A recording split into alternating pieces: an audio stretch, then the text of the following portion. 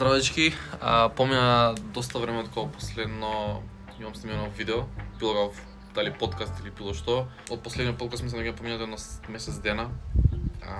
Мислам дека е време да снимаме едно видео, да адресирам некој што се случува, кои се плановите и што ќе биде понатаму и да направиме една како е рекеп на македонски.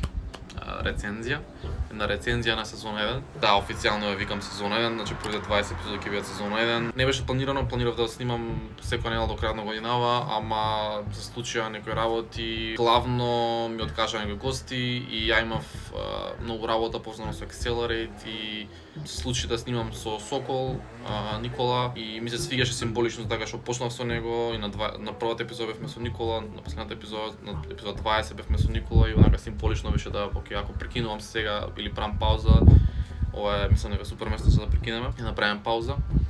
И да, тоа се случи.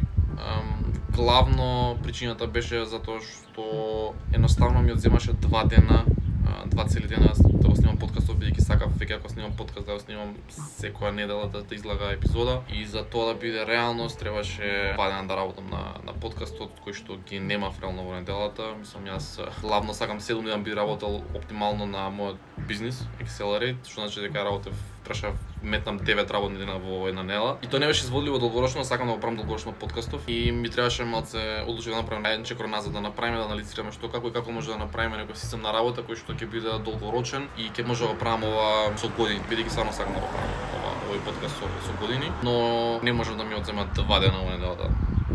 Моментално бе. Така што моје сега да направам систем преку летово каде што ќе ми одзема драстично помалку време, а сепак ќе можам да снимам епизода секоја недела. Како пак рекеп или рецензија на подкастов, сакав да направиме како дел од видеова. Прва сезона ми ги помина сите очекувања. Чисто од гледаност, там е позитивниот фидбек што го добив, значи имам тон пораки, јавни коментари, но и приватни пораки директно што ми ги имаат пишано луѓе, кои што искрено секоја недела кога требаше да снимам подкаст и се викам како што правам житице. Тоа ми беше горивото што ме туркаше да снимам. Интересен факт што сакам да споделам со вас кој ќе помине колава. Прочитав негде на интернет, беше TikTok клип, дека само 10% подкастите поминуваат после нивната трета епизода, а само 1% од подкастите поминуваат низ после нивната 17 епизода.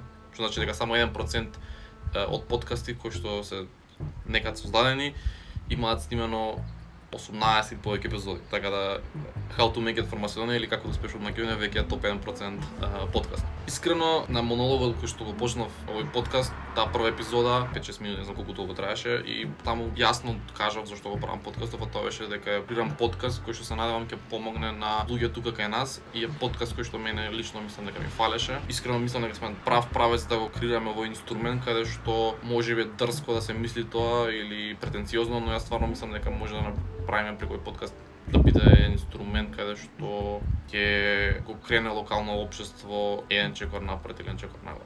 Мислам дека покрив се. Сакам да завршам видеото со тоа што ќе ви кажам уште еднаш фала ви на сите што гледате. Буквално вие сте единствената причина зашто го правам ова, да не го гледаш ова и да нема позитивен фидбек добиен од сите вас, као немаш ова да го правам. Те гледаме септември, полу септември, така нешто. Ќе гледам да бидеш ова можда побрзо. Чао.